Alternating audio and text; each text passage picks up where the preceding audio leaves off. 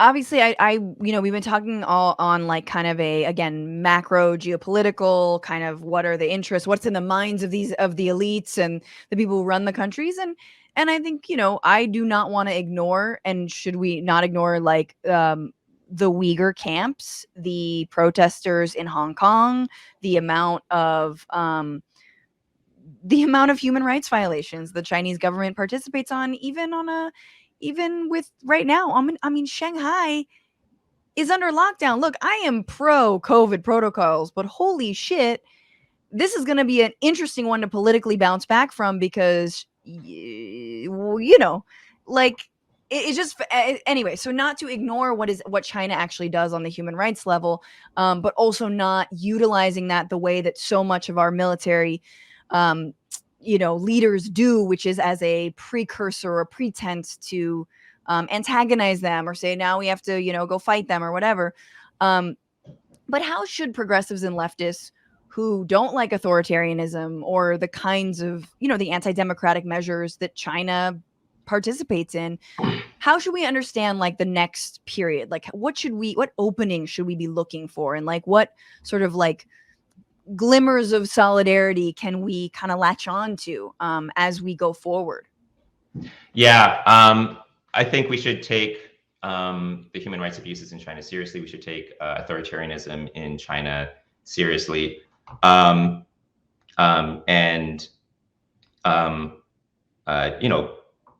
be very strong on human rights and democracy as progressive values.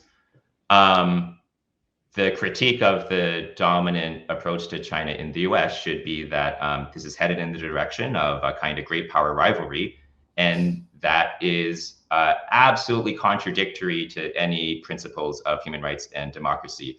The worse this great power rivalry gets, the further we go in the direction of like the zero-sum conflict between the US and China, the worse it is going to be for principles of human rights and democracy in China, in the US, and in a bunch of countries that are getting caught in the middle. Sure. Like US foreign policy elites are pushing this anti-China strategy in the name of rights and democracy.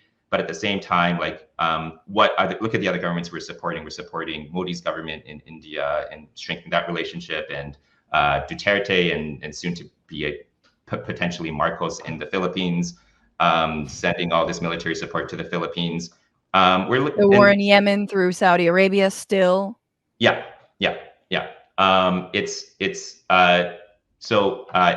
And here in the US, we can look at the way that the anti-China politics is strengthening the worst anti-democratic tendencies within the Republican Party on the right.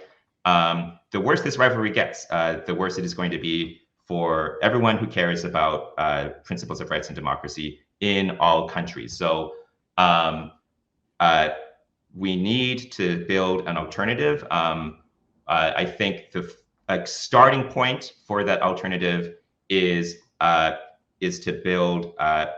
find ways that the US and China can cooperate on shared transnational challenges, such as the pandemic, such as climate change. Chinese leaders have offered up to the United States proposals for greater cooperation on these shared challenges. And US leaders have not taken this seriously, and I think they need to. Yeah.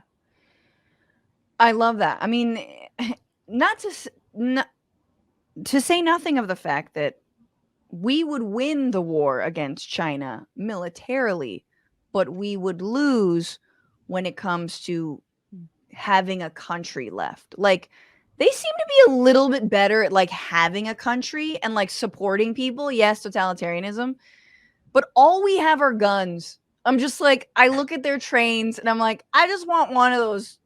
I've been on one of those high-speed trains. They're fucking cool. I want one.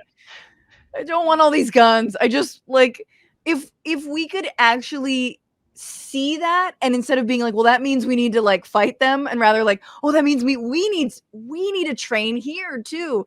Come on, Biden, you like fucking trains. Ugh. Anywho, I love this, Toby. I am like so insanely grateful that you could come on and share all this, and like everyone needs to check out Toby Chow's writing. You've covered this so well. Is there anything you haven't covered that we haven't covered that you want to mention? Yeah, just a note on this idea of like winning against China. Yeah, I mean, one of like Biden's slogan. I think he's given it up more recently, which I'm grateful for. But like early in 2021, he had this slogan like, "We're going to win the 21st century." Oh, It's like, yeah. win what? If you like, you're justifying this great power rivalry, like we're going to win the 21st century. If we go down this path, we continue down this path, like what's going to be left at the end of the 21st century? Like, what are we winning? Like, we're going to, like, your vision to the American people is that we're going to be like king of like the pile of ashes that's going to be left over, which is like what we're going to end up with if we do not stop this madness and build an alternative that can be based on cooperation around shared global challenges, which are urgently needed. Yeah. And it doesn't sound that different from Trump. Like, and I'm not saying they are the same person. Absolutely not. But that rhetoric, that leadership is just a different shade of the same make America great again. We're number one. We're going to win the 21st century. It's like, fucking, first of all, homie, pass the Build Back Better bill or like some version of it. And then I'll believe you at all. Like, cancel student debt and then I'll believe you. Maybe. What's going on, Frantifa? If you haven't already, subscribe to this channel right now. Hit that button. And also, you can become a patron and support the show every single week. Get access to bonus episodes and exclusive merchandise. Patreon.com/Bitchuation Room. Do